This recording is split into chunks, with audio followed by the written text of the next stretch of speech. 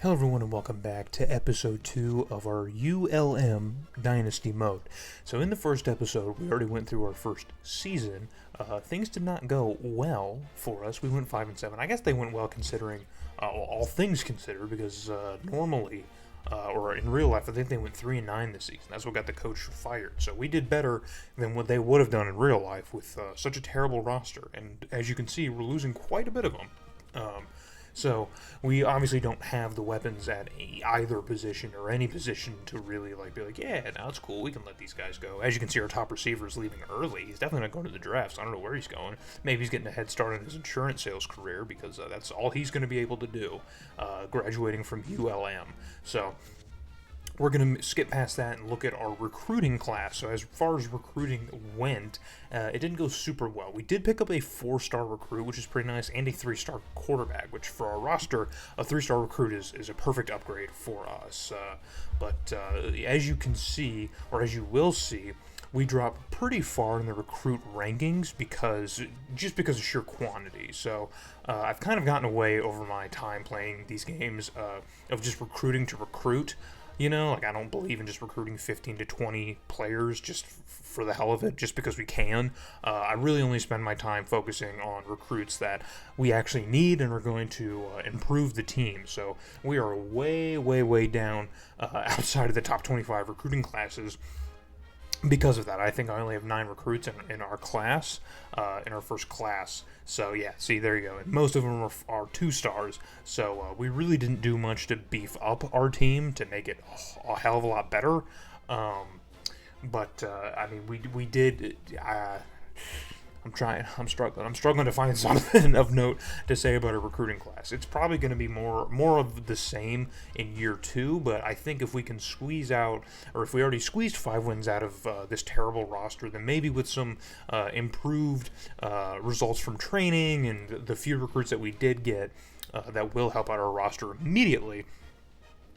6 or 7 wins should not be off the table. That should still be within the realm of possibility. I know that's hilarious as I scroll through several 60-something and 50-something overalls on this team, but I mean, again, we managed to win 5 games, and the Sun Belt is extraordinarily weak. I mean, very, very weak. So we have Idaho in our conference, who's literally probably going to just specialize in winning 1 to 3 games every single year that we do this dynasty. So, and they're probably not going to be the only one. There's probably going to be several more teams, or at least 2 or 3 other teams in the Sun Belt that are going to be in the same category, us included, if I didn't take them over. So anyway, we'll look at the roster now and cut some of our guys. We got 4 quarterbacks here.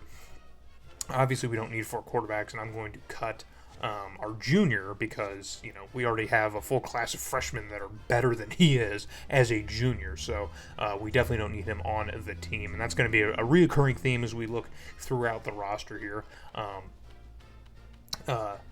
We have a lot of guys who are going to get outpaced by our recruits here. Brad Williams, our right tackle, he was the 4-star that I recruited, so he's already better than any tackle that's on our roster. So you get what I'm saying? So we're going to out-recruit the guys already on this team pretty darn quick. And I just cut another sophomore center because we don't need 3 centers, and he's the worst one, and he was already on the team beforehand. So there's still a ton of positions that, as you're seeing, dude, are just pretty ugly. They're really, really down. I want to get away from the 50s as soon as possible. If we can at least get everybody in the mid to high 60s by year 3, I think we'll be on a good track. We'll be in a position to at least be in the conversation for a bowl every year, and which is really kind of the name of the game, right? It's just consistent success. So I'm not looking to win a natty by year 4 or 5, right?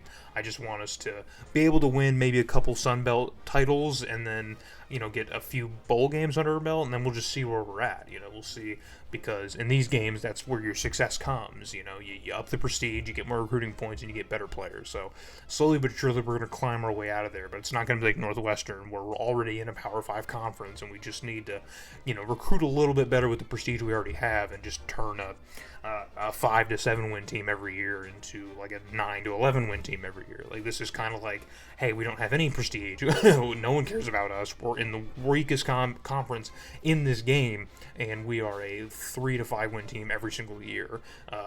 So we need, if we can get any competence as far as recruiting goes, we can be a 6 or 7 win team every year and play for a bowl. So it's mediocrity, but we're going to get better slowly over time. So looking at the cut up of the roster here, there's obviously nothing really to get super excited about, again, as I've kind of mentioned throughout this video, but we did get a little bit better in certain areas, so it's definitely nothing to scoff at.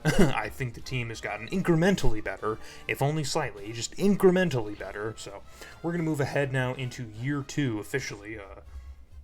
And here is the outlook of the Sun Belt. Again, we are projected to be last in it. I don't know how accurate those are, because clearly I think we are a better team than last year, and we finished in the middle of the pack. So we're going to sim through now to the end of our second season here, taking a look at the schedule.